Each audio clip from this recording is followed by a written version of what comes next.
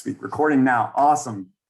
David Eagleman is a lot of things. He is a neuroscientist and a professor here at Stanford, an internationally best-selling author, Guggenheim Fellow, and perhaps most impressively, Italy Style Magazine's December 2011 cover. And that's the month after Brad Pitt was on the cover of it, just to give you some context. Jokes aside, Professor Eagleman's research on neuroplasticity and sensory substitution has blossomed into a company, Neosensory, that builds non-invasive brain-machine interfaces to create new senses. Grant and I have the privilege of calling Dr. Eagleman a teacher and a friend, and we are super pumped for tonight's event. Without further ado, we present to you David Eagleman, who is now going to be host. All right. Hey, guys. Great. So great to be here. Thank you so much for having me. I'm going to share my screen. And I want to share with you guys the stuff I've been working on for the last few years. And some of you may have heard parts of this before. And so we'll get through this and move to the Q&A and talk about all the new stuff. But here's the general scoop, is that my fascination has always been how brains perceive reality and construct reality. And the part that's always had me intrigued is that we're not seeing most of the action that's going on. So we are built out of really small stuff, and we're embedded in a very large cosmos, and we're not particularly good at perceiving the world at either of those scales. Instead, what we've evolved to be is good at perceiving the world at this very thin slice in between. But the interesting part is that even here, we're not seeing most of the action that is going on. So for example, take the colors of our world. So these are light waves that bounce off objects and hit specialized receptors in the back of our eyes. But we're not seeing all of the waves out there. In fact, what we're seeing is less than a 10 trillionth of what is out there. So you have radio waves and X-rays and gamma rays passing through your body right now, and you're completely unaware of it because your biology doesn't come with the receptors to pick those up. So there are thousands of cell phone conversations passing through you right now, and you're completely blind to it. And it's not that these things are inherently unseeable. So snakes include some infrared in their reality, and honeybees include ultraviolet in their view of the world. And of course, we build machines in the dashboards of our cars to pick up on radio frequency range. We build machines in hospitals to pick up on the X-ray range and so on. But you can't see any of that information by yourself, at least not yet, because you don't come equipped with the proper sensors. And so what this means is that our experience of reality is actually constrained by our biology. And that goes against this common sense notion that we all come to the table with, which is that our eyes and our ears and our fingertips are just picking up the objective reality that's out there. Instead, our brains are sampling just a little bit of the world. Now, when you look across the animal kingdom, you find that different animals pick up on different parts of reality. So in the blind and deaf world of the tick, the important signals are temperature and butyric acid. That's all it picks up on. And for the black ghost knifefish, its sensory world is lavishly colored by electrical fields. And for the echolocating bat, its world is picked up, it's made out of air compression waves. That's how it figures out the information around it. So that's the slice of their ecosystem that they pick up on. And we have a word for this in science. It's called the Umvelt. And this is the German word for the surrounding world. And presumably every animal assumes that its Umwelt is the entire objective reality out there, because why would you ever stop to imagine that there is something beyond what we can sense? Instead, what we do is we all accept the reality as it's presented to us. So let's do a consciousness raiser on this. Imagine that you are a bloodhound dog and your whole world is about smelling. So you've got this long snout with 200 million scent receptors in it. And you have wet nostrils that attract and trap scent molecules. And your nostrils have slits in them so you can take big nosefuls of air. Everything is about smell to you. So one day you stop in your tracks with a revelation and you look at your human owner and you think, what is it like to have the pitiful little nose of a human? What is it like when they take a little feeble nose full of air? How can they not know that there's a cat 100 yards away, or that their neighbor was on this very spot 6 hours ago? But because we're humans, we've never experienced that world of smell, so we don't miss it because we're firmly settled in our Umwelt. But the question is, do we have to be stuck there? So as a neuroscientist, I'm interested in the way that technology might expand our Umvelt and how that's going to change the experience of being human. So many of you know that we're already quite good at marrying our technology to our biology. There are hundreds of thousands of people walking around with artificial hearing and artificial vision. So this is a digital microphone that slips directly into the inner ear and translates sound and puts it on this electrode strip in the ear. With a retinal implant, you take an electrode grid, you plug it directly into the back of the eye. And as recently as, a quarter century ago, there were a lot of scientists who felt that these technologies were never going to work. Why? It's because these technologies speak the language of Silicon Valley, and it's not exactly the same dialect as our natural biological sense organs. And so they figured, look, this might not work. But the fact is, it works. The brain figures out how to use these signals just fine. Now, how do we understand that? Of course, the secret is your brain is not directly hearing or seeing any of this. Your brain is locked in a vault of silence and darkness inside your skull. And all it ever sees are electrochemical signals that come in along different data cables. And that's all it has to work with and nothing more. Now, amazingly, the brain's really good at taking in these signals and extracting patterns and assigning meaning to these. So it takes this inner cosmos and it puts together a story of this, your subjective world. But the key is that your brain doesn't know and it doesn't care where it gets the data from. Whatever information comes in, your brain just figures out what it's going to do with it so it can operate with maximum efficiency in the world.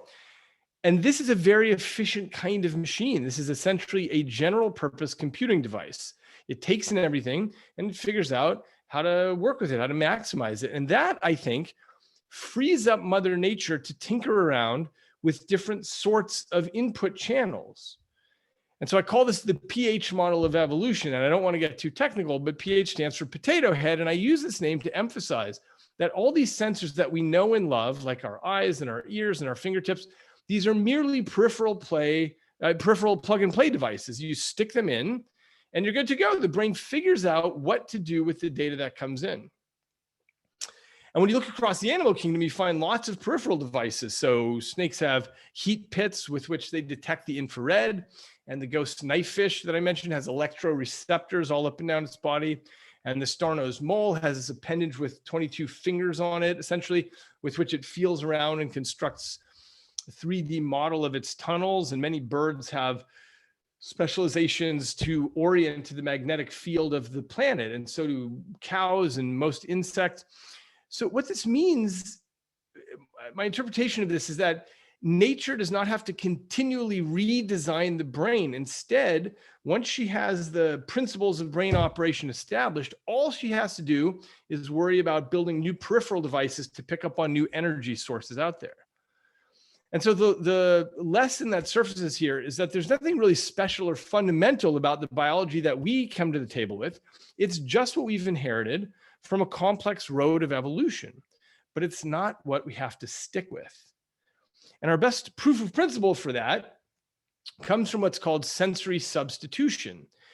And that refers to feeding information to the brain via unusual sensory channels, and the brain figures out what to do with it. Now, that might sound speculative, but the first paper demonstrating this was published in the journal Nature in 1969. A scientist named Paul Bocchi-Rita put blind people in a modified dental chair where he had this grid of solenoids in the back that would poke you in the back. And so he would set up a video feed and he'd put something in front of the camera, and whatever was in front of the camera, you'd feel that poked into your back. So you put a coffee cup in front of the camera, you feel that poked into your back. You put a face, you put a telephone, you feel that in your back. And amazingly, blind people got really good at being able to determine what was in front of the camera just by feeling it on their skin. Now, there have been many modern incarnations of this. The sonic glasses take a video feed right in front of you and turn that into a sound landscape. So as things move closer and farther, it sounds like, and it sounds like a cacophony at first, but after several weeks, blind people get really good at understanding what is in front of them just based on what they're hearing. And it doesn't have to be through the ears. This was a project done in Japan where there's an electrotactile grid on the forehead. And so whatever's in front of the video feed, you're just feeling that on your forehead. Why the forehead? Because you're not using it for much else. The most modern incarnation of this is called the brain port. It's a little electrotactile grid that sits on your tongue. And the video feed gets turned into these little electrotactile signals. It feels like pop rocks on your tongue.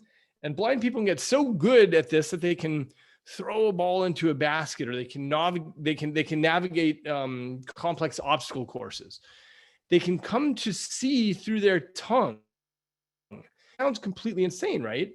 But remember, all vision ever is electrochemical signals coming in to your brain. So, we're used to having them come in through these big spheres in your skull and get there that way, but you can get them there a different way too. Your brain doesn't really care where the signals come from. It just figures out what it needs to do with them. So in my lab, we set out to solve sensory substitution for the deaf. We wanted to make it so that sound from the world gets converted in some way so that a deaf person can understand what is being said. So in my laboratory, we built a vest that's covered with vibratory motors, and it captures sound and turns that into patterns of vibration on the skin. So here's what this looks like. I think the sound isn't working, but I'm speaking here. And as I'm speaking, we have LED lights with each of the motors, so you can see also what I'm feeling. The vest is picking up on the sound, and it's translating it into patterns of vibration so that I can feel what is being said. And so here's a way, if you look, the woman on the left is just saying the word sound. The motors are mapped from low to high frequency, just the way that your inner ear, your cochlea is mapped from low to high frequency. So she's saying the word sound. And here on the right, she's saying touch. And if you look at, for example, the signal on her shoulders, that's the high frequency. So you can sort of see the patterns here. So I'll just give you a sense of what this is like. This was our very first participant who was born profoundly deaf, which means that there's a part of his Umvelt that's unavailable to him. So we had him train with the vest for 4 days, 2 hours a day. And here he is on his 5th day. This is my graduate student on the right, Scott. So Scott says a word. He says the word you. He says the word you. He covers his mouth and says it. And Jonathan feels it on the vest and he writes it on the board. I'm sorry, I wish the sound was working here, but Scott says the word where. And Jonathan is able to translate this complicated pattern of vibrations into an understanding of what is getting said. Now Scott says the word touch. Now, Jonathan's not, translating this consciously because the patterns are too complicated. Just like the patterns in your inner ear, you're not listening to me and thinking, oh, Eagleman saying some high frequency and now some low frequency and some medium. You're not doing the translation consciously. Instead, you've learned how to use your inner ear and you feel like you're just hearing my voice out there. And this is the same thing that's happening with Jonathan. His brain is unlocking the patterns. And, if you look at other examples, if you look at, let's say, a blind person passing her finger over Braille, it's just bumps on the page, but she's laughing, she's crying. The meaning comes directly off the page without any conscious intervention on her part. So I'll just give you some examples of what we're doing with this vest. This is actually a gentleman who was at our laboratory just before we had to shut down, but he's a deaf gentleman, but he's not the reason that the National Geographic was here filming this. The reason they were there is because his daughter was born deaf and blind, and so we made this little miniature vest for her. And here she is hearing the sounds of the world. For the first time, she's getting access to the auditory world on her skin. And the phone is picking up the different frequencies, and then she's feeling that on her vest. And here's her grandmother taking her around and touching her feet against things, saying, hey, this is soft, this is hard, this is cold, this is hot. On the right, it's a little hard to see, but the bed is going up and down, and the grandmother's saying up, up, up, down, down, down, which is how you learn language. You correlate it with things that are happening in your world. We next reduced this to a chest strap for children so that little kids who are deaf can wear this as just a chest strap, and they're getting the sound captured and turned into patterns of vibration and can understand things that way. But what we've done in the last, more recently is we've turned this whole thing into a wristband. So this wristband is called Buzz, and it has very sophisticated processing on the top there, and it's got microphones and it captures sound, and it turns the patterns into vibration on the wrist. So here, just to give you a sense of what this is like, this is our very first participant. with a very early prototype of this, and just to give you a sense of what he says about it.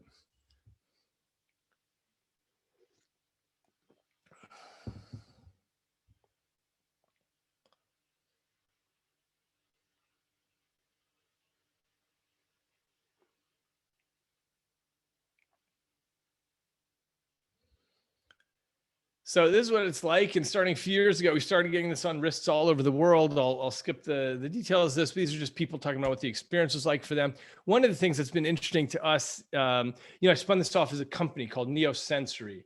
And so, we're on wrists all over the world. But this is just a word cloud that we collected of people reporting to us sounds that they hadn't realized were happening out there that they can now, understand with the wristband. And the reason this matters is because for people who are deaf, the only option is a cochlear implant, which involves an invasive surgery and the technology. And together that's about $100,000. And so we can build this for so much less, at least 200 times cheaper. And so this opens up the technology globally, even for the poorest countries in the world. And one of the things we're doing is getting this into deaf schools in different places in the world.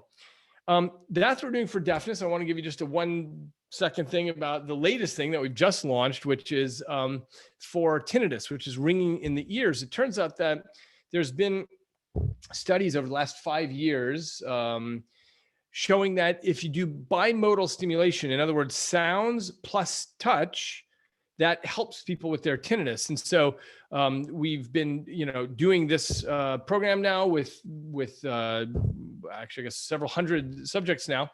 And people have a clinically significant improvement in their tinnitus based on hearing sounds and feeling buzzing on their wrist at the same time. And we have a study going on at Stanford right now with balance. So this is the same thing, the same wristband, but now what it is you've got a little clip on your collar.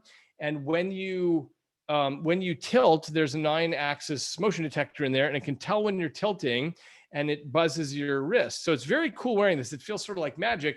If you're listening to one side, you're alerted of that, and you're told which side you're going to, and people can straighten back up, because lots of people have problems with their vestibular system where they tilt, but they don't know that they're tilting. One of the projects we're doing has to do with prosthetic legs. When somebody gets a prosthetic leg, it takes them a while to learn how to walk with it, because you're not getting the feedback from your leg. You're not getting the normal somatosensation. And so we just put in pressure and angle sensors and fed that into the vest, and people can learn essentially instantly how to walk with it, because now they're getting the feedback that they would get from their normal leg, just put into a different part of the body. And that is no problem to learn how to walk again. They don't have to stare at their leg to figure out where it is. So one of the things that I've been interested in with this technology is how do we use it to build actually new kinds of senses, actually expand the human Umvelt, not just help people who have a deficit in some sense that most of us have, but how do you actually add new senses to humans? For example, could we feed real-time data from the internet directly in somebody's brain? And could they develop a direct perceptual experience? So here's an experiment we did in the lab where this participant is feeling a real-time streaming feed from the internet of data for 5 seconds, and then 2 buttons appear on his screen, and he has to make a choice. And he doesn't know what's going on. He makes a choice, and he gets feedback 2 seconds later. Now, here's the thing. The subject has no idea that what we're feeding him is real-time data from the stock market, and he's making buy and sell decisions. And the feedback is telling him whether he did the right thing or not. And what we're seeing is, can we expand the human Umvelt to have a direct perceptual experience of the economic movements of the planet? Another experiment we did has to do with scraping Twitter for any hashtag, and you can do an automated sentiment analysis, which means are people using positive words or negative words or neutral, and we can plug this information so you can feel what's going on. You can be plugged into the aggregate emotion of thousands of people in real time. And that's a new kind of human experience, to know how a big population is feeling. It's a bigger experience than a human can normally have. One of the things I've been very interested in is, could you actually get rid of the dog by having an artificial molecular detector and feed in the senses that you don't normally have access to? Could you build an artificial nose and feel different substances out there? Robotic surgery, the surgeons spend some amount of time looking up at the monitors to understand what's going on with the patients, but we're making it so they can feel what's going on with the patient, feeling all the information and data of the patient without having to look up at the monitors. to feel the state of the system by feeling it as you're going. We've done this with, we've expanded the Umvelt of pilots. So here, this pilot is he's feeling from the drone 9 different measures from the quadcopter: pitch and yaw and roll and heading and orientation. And this improves the pilot's ability to fly it, because it's essentially like he's extending his skin up there, far away. He's become one with the drone. And of course, you know, when you look at a modern cockpit, it's full of gauges and dials. And, you know, instead of, obviously a pilot is capable of reading this by, you know, paying attention to one thing at a time, trying to read the whole thing. But the new idea that we're working on is, can you actually just feel this? Because we live in a world of information now, and there's a difference between having access to big data and experiencing it directly. We've done many things with virtual reality. Here's players, you know, in this game where they're getting shot at from any direction. They can feel what's going on and turn and do things in any direction. And what we've also done is built social VR so that people in VR can actually feel each other. So when you reach out and you touch another avatar, the avatar feels being touched. So this is this gives us the ability to get feedback from your surrounding. I'm a scientific advisor for the television show Westworld, and I put the vest in that. So I now call it Westworld. And I don't know if any of you saw season 2, episode 7, but this is our vest here. These military contractors drop in. Watch the guy in the middle. You can see the lights on the vest there. So they're wearing the vest. And the idea is that 30 years in the future, what's going on is they can feel the location of the robots on the vest. So the bad robots, the hosts, they can feel exactly where they are, even though, you know, it's dark and the robots might be behind something. In this scene here, they, you know, suddenly feel that there was one of the hosts and they weren't expecting a host to be there. And then they get killed, which means my vest won't protect us if AI goes bad. But anyways, we're doing all kinds of different things that have to do with this issue about being able to detect things at a distance. So here's a project we recently did where we built an echolocator into the glove, and you're feeling it on the wristband. So you can, a blind person can essentially just feel around and tell when things are near or far based on what they're feeling on the wrist. Here's essentially exactly what the vest was in Westworld, but this is for blind participants to be able to feel the location of other people around them.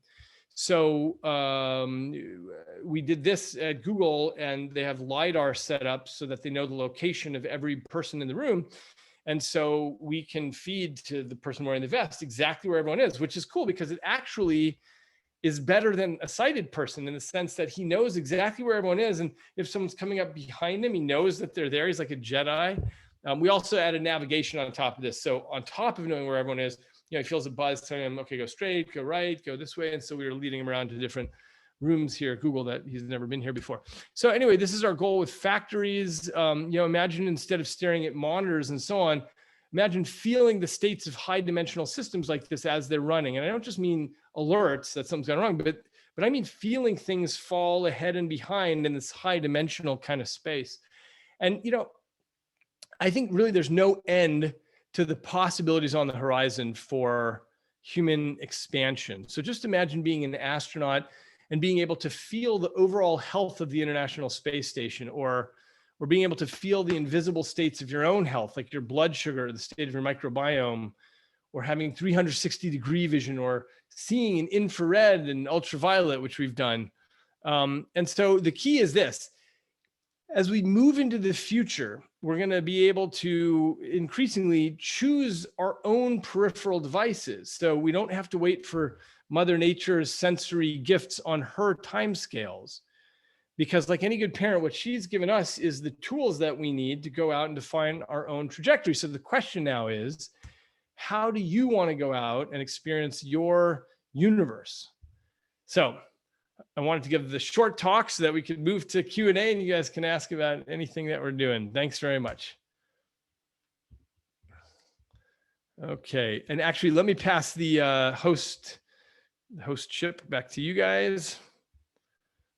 And that way you can unmute. Hang on 1 second.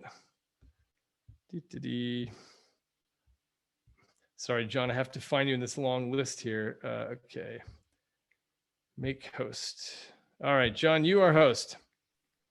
Awesome. Thank you so much, Professor Eagleman. Let me unmute Grant so we can get us started with the roundtable discussion. Grant, take it away. All right. Thank you so much for that presentation, Professor Eagleman. That was incredible.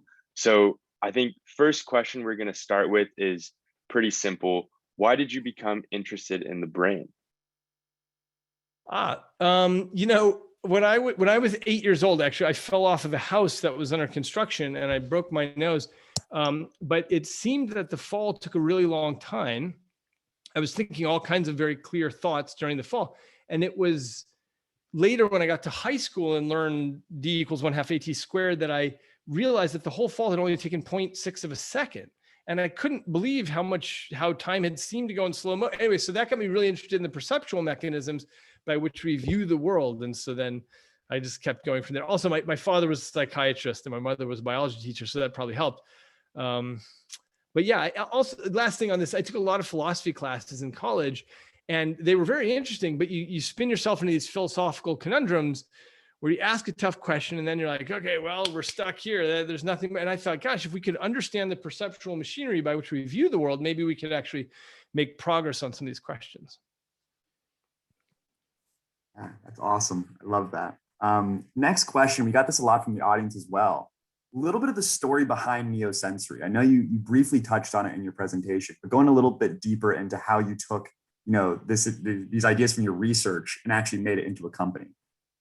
Yeah. I mean, I've always been interested. I mean, the part I didn't even touch on here is the issue of qualia, which is, okay, you're locked inside your brain. I mean, this is the weird part, right? Is we're all seeing in color, at least if you're not colorblind, you're seeing in color, you're hearing my voice, all this stuff. But in fact, this is all happening in darkness with just billions of cells spiking. And somehow you construct this world. Anyway, I just got really interested in this question of how in the world does this happen? Because we understand a lot about the eyes and the nose and the ears and the fingertips and all that. So so I just got interested in understanding whether we could build new senses, whether we could create new senses for humans. And we came up with a bunch of really cool results. And then I got invited to give this talk at TED. And immediately when I was done giving the talk, a number of people came up to me and said, hey, we're venture capitalists and we'd like to fund this as a company. And I was an academic and didn't know anything about running a company. Now I know a lot about it, but I really knew nothing in retrospect. But so it was a really terrific opportunity for me to take these ideas out of the laboratory and turn it into a situation where I could have impact on thousands and hopefully millions of people's lives. So that's how and why I decided to turn it into a company. Awesome. That's really cool. And I guess kind of related to that, you mentioned some of the additional senses that Neosensory has been trying to expand onto. What are some of the other, long-term goals that the company has? Yeah, well, so we're constantly building new senses.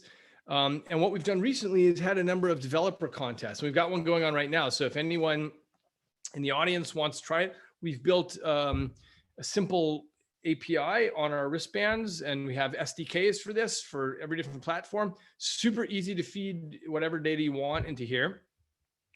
And so we have every contest, we have so much cool stuff. People detecting electrical fields, like for linesmen. I've done all kinds of things with detecting infrared. We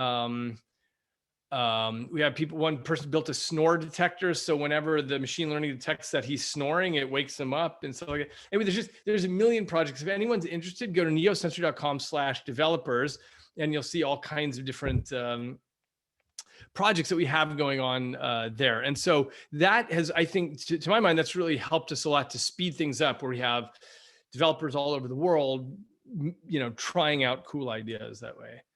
And so the vision is to actually, build lots of new senses, figure out which are the most meaningful new senses. And by the way, I don't think there's any reason to stop at a sixth sense, because we can easily build seventh, eighth, ninth, 10th. I mean, I don't actually know, ask me again in a year, but we don't know what the limits are for how many things you could add into the brain before, your vision starts getting a little blurry or something. I think we're not anywhere near that limit yet. And so we'll figure out with time what that is.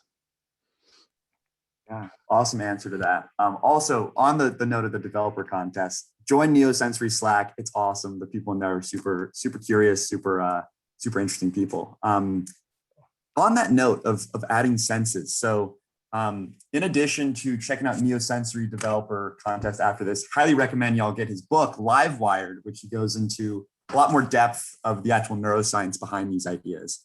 But at the end of chapter 4 in the book, you speculate on what the future will look like. You know, if we have people having lots of different senses, you know, oh, like my mom can feel the health of the economy. My dad can see infrared. I can, you know, all these different kind of inexplicable experiences, qualia, to go back to what you mentioned earlier.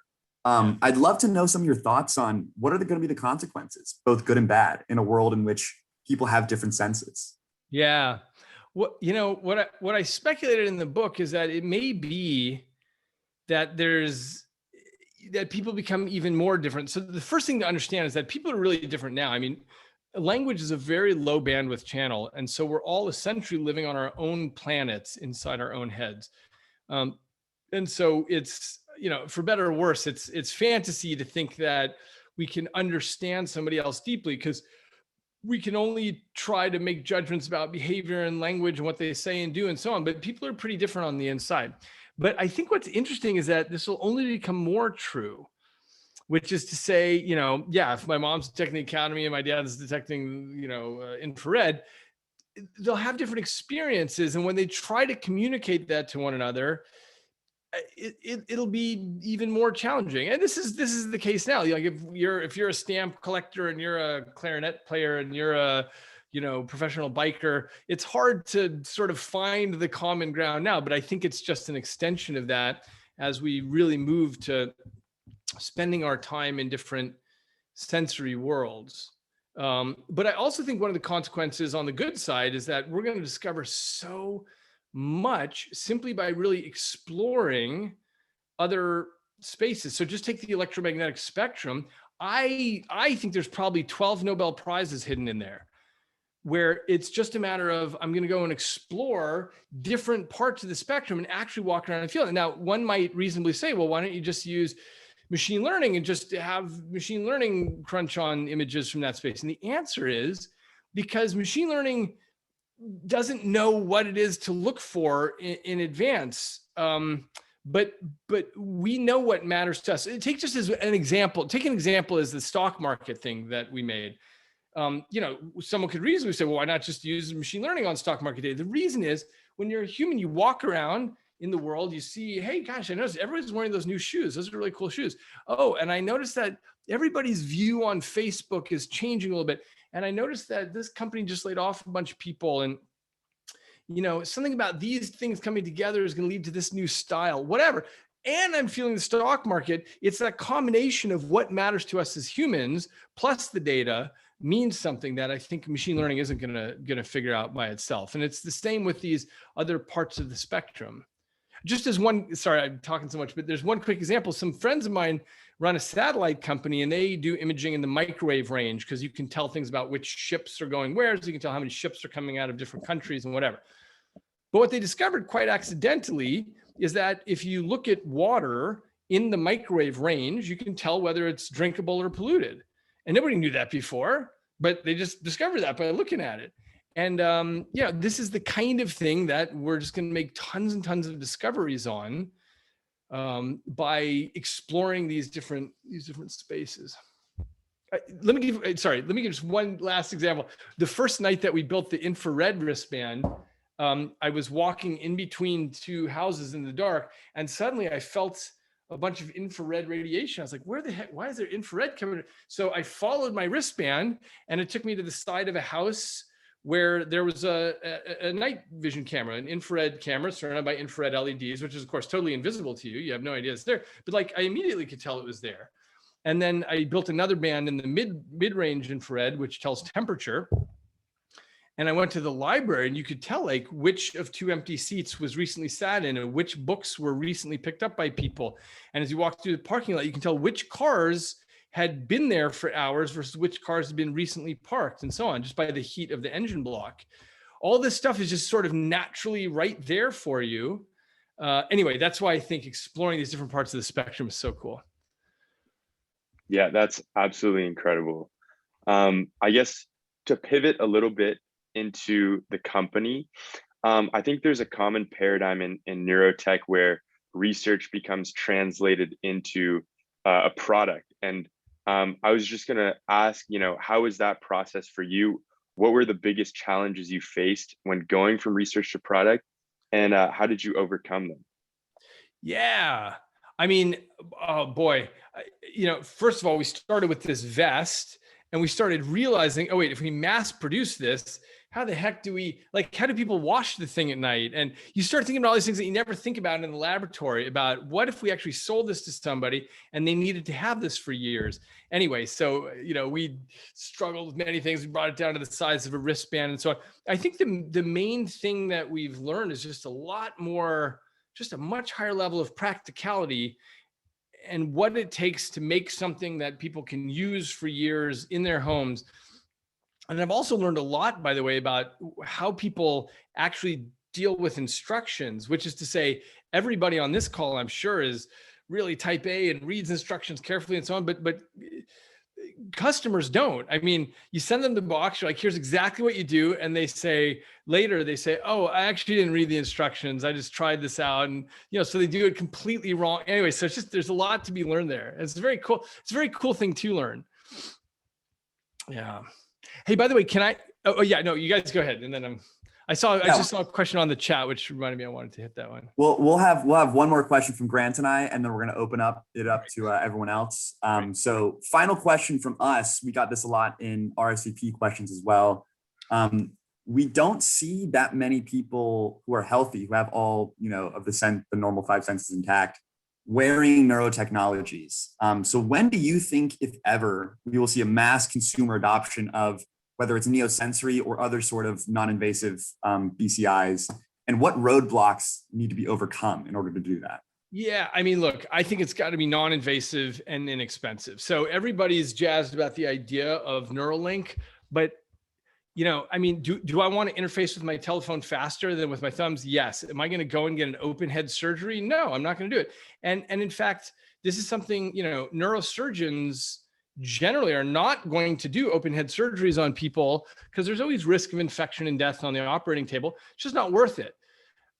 So that's why I've put all my chips on a non-invasive, inexpensive solution. And I think that's the way to go. Now, one of the things, just putting on my CEO hat for a second, is that, finding the market for how to get everybody to wear this, that's an interesting challenge that we're in. This is why we've actually opened it up to developers so that we can try 100 different projects and see what's sticking where. And we can, we've got the one product, the Buzz, but you can load different firmware on it and experience different things. And so what we're probably going to be doing in the next year is building an app store where people can have different apps that they're trying on it. Love it. All righty. Thank you so much. We will now move into audience questions. So if anyone has a question, please raise your hand. I will unmute you and then just ask Dr. Eagleman your question. We're going to start off with William. Hey, Dr. Eagleman, thanks for a great talk. So you mentioned that there's a benefit to having like a human simulate a stock market simulation rather than just a pure ML model. What do you think are the fundamental differences in like AI reasoning versus human reasoning, and how would you go about simulating that in an AI model? I mean, the main thing comes down to you have to know what matters to humans. I mean, I'll just give a dumb example, which is my wife has a particular pair of shoes, and we just ran into some other guy who's like, I love those shoes. I have that same pair. And then we just ran into another neighbor who said, I had never even heard of these shoes until like a few weeks ago. They came into my consciousness. Now I'm probably going to buy a pair. This is the kind of thing that happens among humans. And we're extremely social animals. We care about what other people are doing. But this is the thing that would be a little bit harder with AI to figure out, like, oh, that's a trend that's starting here. The AI has to learn how to care has to learn what matters to humans. And for that, it has to have a really good model of humans. And the fact is, AI is so good at certain things, so extraordinary and superhuman, and it's so terrible at other things. I mean, a 3-year-old child can do better than AI on most things. a little kid can come into the room, figure out how to cross the room and, go through the furniture and over the front, whatever, and how to manipulate adults and how to get what she wants out of the drawer and find the chocolate and whatever. Like, we can't get a robot to do any of that right now. And so anyway, that's what it boils down to, is the AI has to actually know what matters to us in order to be able to do that instead of us. Thank you, William. Next, we have Shivani. Thank you so much, Professor Eagleman. My question is kind of related to William's. So like you were saying, it's hard for an AI to figure out what matters to a human, but presumably any wristband or vest would have a limited number of actuators on it. So when you have this high bandwidth input, like an image or a video of all the surroundings, how do you decide how to map that into the actuators that you do have, and what's important among all those signals to include in what you're giving to the human? Yeah, excellent question. So, the vest had a bunch of motors on it. The wristband has fewer motors. Let me say one thing though. We actually use what's a haptic illusion on it, which is, so if I stimulate two motors at the same time, two neighboring motors, you will feel one virtual point in the middle. You'll feel as there's one point. And as I adjust the amplitude of those two motors, I can move that virtual point very finely. So even though we only have 4 motors, we have 128 virtual points that we're stimulating along the wrist. Even still, your point is well taken, which is it's simply not enough resolution for many things. So it turns out it's plenty of resolution for hearing, even though the cochlea is so a million times better than our stupid wristband. It turns out our stupid wristband is perfectly fine at capturing phonemes. Phonemes generally take 80 milliseconds each, and our motors, respond within 16 milliseconds to things. So they're perfectly adequate for that. But your point, which I totally agree with, is that there will be some kinds of things for which it's not particularly good. For example, vision. The eyes are so incredibly super specialized. You've got 1 million neurons per eye that are passing information back. And we can't capture that. We can't capture vision. So what we did, for example, with the blind participants, is we captured this interesting aspect of vision, which is, where is somebody? I know that somebody is there. And then we didn't actually do this, but we had the plans to do this, which is, so let's say I'm the blind person, you can tell whether that person, if I'm linked with that person on LinkedIn or Facebook or whatever, and then somebody I know has a particular kind of signal versus a stranger. But anyway, you can tell a lot just by feeling where people are and how they're moving around you. It's not the same as vision, but it's an aspect of vision. So anyway, your intuition is excellent, which is that some things will be limited and some things are perfectly adequate for it. Awesome. Thank you so much, Shivani. Next question is from Adam. G'day, David. How you going? Hi. Hi. So I'm the guy that asked that deep philosophy question, which is a bit of a change in tone from the other questions. But it's, having watched the brain and some of your other talks, you do a very good job of sort of deconstructing our reality in any absolute sense, showing that the brain is locked away and that it therefore almost certainly has to construct a reality from those electrochemical signals. But then I wonder, when you say things like the brain does this or the brain does that, you're actually part of that construction, that reality construction that the brain is creating for you. And then it sort of leads to this funny situation where you're kind of assuming an absolute reality to say you have a brain and that you trust your senses to tell you that you're seeing that you have a brain. And then you go ahead and sort of deny that through a number of very good experiments. And it sort of creates this funny paradox and questions about reality, because it's almost like you kind of are stepping outside of that to say that you've got a brain in the first place, but really that's part of that construction. This is probably fairly deep question for this session, but I don't know if that makes any sense. But I think I know where you're getting with this, which is so we assume in neuroscience, look, we can study the brain. We know when lesions happen in the brain, how that changes somebody's perception of the world out there. But you're asking the question of, if you're assuming that we don't necessarily know what's going on outside us very well, then how do we know that the brain is actually a thing? And there is a branch of philosophy that suggests this, that maybe all of this is a much deeper kind of illusion than we even realize, and the brain is part of it. And of course, there's this ancient question, Descartes phrases very well, how do I know I'm not a brain in a vat where I'm getting stimulated by a scientist? And the modern Silicon Valley version of this is, how do I know I'm not a simulation? And we don't actually know. There's actually no way to weigh in on this at the moment in an intelligent way. So science's table has to be wide, and we have to accept all the hypotheses. I would say day to day, when any of us go into the laboratory, we have to make a choice about, all right, look, what do we think is going on? And what we can do is, tens of thousands of people around the planet do experiments on brains every day, and tens of thousands of neurologists see problems with brains every day. And so in that paradigm, it seems like there's a lot to be discovered, and it may well be that that is the right paradigm. It may also be that, somehow there's a much deeper illusion going on, and that we're all being distracted by this thing that we think is the brain out there. But that's a great question, and it's an important one. Thanks. Awesome. Thank you, Adam. Next up is Dante.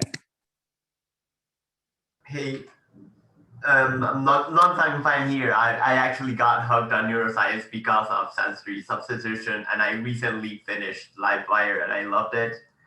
So the question is, do you have any other good books to recommend on how the brain works in any area? Yeah, there's so many. I'm friends and a fan of Jeff Hawkins, who is outside of neuroscience, but I think somehow he has a very good perspective on things. He's been influential on the way I've thought about things.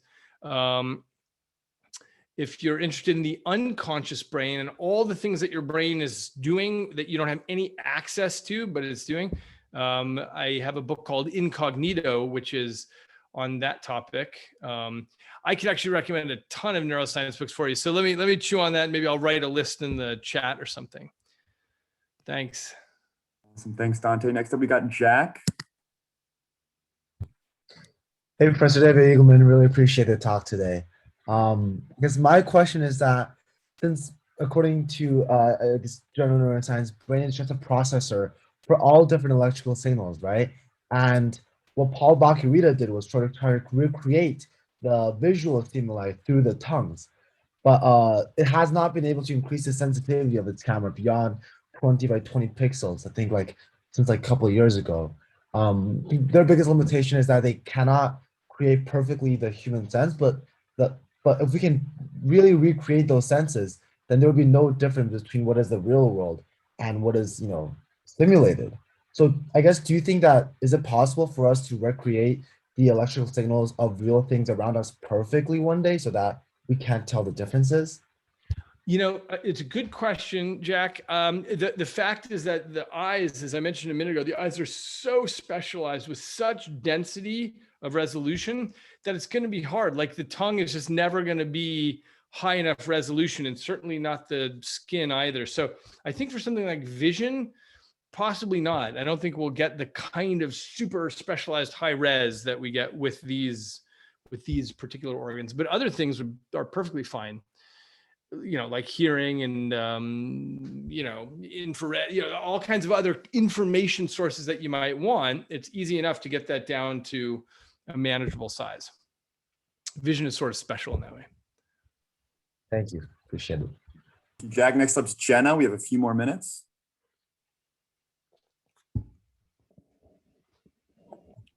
Hi, all right, thank you so much for your talk. So there was one part that you mentioned, tracking internal health data, like blood sugar, blood pressure, and even the microbiome. How would that even work, especially if it's just a wrist thing, so it wouldn't really have access to direct blood levels or something like that? Exactly. Great question. So what we do is we take other machines, other devices that are, for example, sensors, and we have this open Bluetooth connection with our wristband. So anything that can be measured by any other device, we can feed that right in. So I'll give you an example that we did in the lab a little while ago, which is we got one of these smartwatches that measures heart rate and heart rate variability and galvanic skin response and some other things. And then we feed that data, I'll tell you in a second, you'll understand why. We feed that data over the internet and then to the wristband. So you can feel all these states of your body that are normally invisible to you. But the reason we did it over the internet is so that someone else can wear the watch and you wear Buzz and you can feel the physiology of somebody else. So, for example, imagine, a married couple and, you suddenly feel that your spouse is feeling stressed out. So you call even from the other side of the nation, say, hey, you seem a little stressed out. Are you okay? So I have no idea if this is going to be useful or harmful for marriages, but the interesting part of the experiment is just what is that to be tapped into physiology signals of you or somebody else entirely. Awesome. Thank you, Jenna. Next up, we have Yarden. Hi, Professor. Thank you for your talk. I wanted to ask you if, I guess, if the repeated signals, I guess, into the brain of novel senses or disorder senses would lead to like neuroplasticity in a way, like if someone deaf has their auditory cortex kind of rapidly firing, would that change anything, or would that depend on like a critical period in neurodevelopment or something like that? Great question. Yeah, that's the whole thing. The whole thing depends on neuroplasticity, and the brain is incredibly plastic. And in fact, my latest book, which John mentioned, called Live Wired, I actually suggest that the word plasticity maybe is a bit of an outdated term, because the reason it was originally suggested is because people were impressed by plastic manufacturing. So, you take a piece of plastic and you mold it into a shape and then it holds that shape. And William James said, oh, it's, that's like what happens in the brain. You learn something and it changes shape and it holds onto that shape. But in fact, what's going on is so much deeper than that. You've got 86 billion neurons in this forest that are constantly, making connections and changing the strength and unplugging and seeking and replugging elsewhere. And, it's like a dynamic living electric fabric going on under the hood there. And you are a different person than you were at the beginning of this talk, because, hopefully you heard something that, changed you. Oh, that's interesting. And so now your brain is changed. It's orchestrated across trillions of synapses in your head. And so, wait, what was, sorry, I was going off on a tangent there. I forgot what the original question was. Just say again what the question was. I guess I was just wondering if neuroplastic changes would occur. Yes, sorry, I went on my tangent about plasticity because I'm getting tired of that word. Exactly, but yes, it's exactly what's required. So what happens in a deaf person is that the auditory cortex is underutilized. And so that's the part. So even though the signals from this come into the somatosensory cortex, that's the part that starts getting used because it's the most available part. And let me just say one thing, which is that when you look at the cortex, it looks the same everywhere. You've got these 6 layers, the same kind of hypercolumns. It looks the same everywhere. And it's because it is the same everywhere. It's what a piece of cortex becomes is completely dependent on what's plugged into it. So if you take a data cable with visual information, you plug that in, then that becomes what we call the visual cortex. But if you reroute that so that instead of plugging in there, you have that information going into, let's say, the auditory cortex, and that becomes the visual cortex. This was shown 20 years ago in ferrets at MIT. And so, it's a very flexible sort of machine, and wherever you get data coming in, that shapes what that part of the cortex does. So when you don't have data coming in, like if you're blind and you don't have data coming into the occipital lobe, then that gets taken over by other stuff. It's no longer the occipital lobe. I'm sorry, of course, it's no longer the visual cortex, I should say. It gets taken over by other stuff. So anyway, yes, in answer to your question, when you're wearing the wristband for whatever data stream, it is dependent on plasticity to make that change. Awesome. Thank you for that answer, Professor Eagleman. I'm sorry, y'all, we have so many questions. I want to hear everyone's questions. We have 2 questions that popped up the most on our RSVP question list, and it's the questions we like to always end these talks on. The first of which, Professor Eagleman, what advice would you give to a college student who's interested in neuroscience, neurotechnology, or a related field? The main things are, read widely about what's going on and figure out the one or two things that really resonate with you, because everybody's going to find some different thing that they feel like, oh my God, that is the coolest thing in the world. And so the key is to really tap into what is resonating with you. Because when you go to graduate school, you know, you'll end up in a situation where you have to pick some professor and go into some laboratory, and you don't want that to just sort of happen willy-nilly and you end up doing molecular stuff when you love system stuff or vice versa.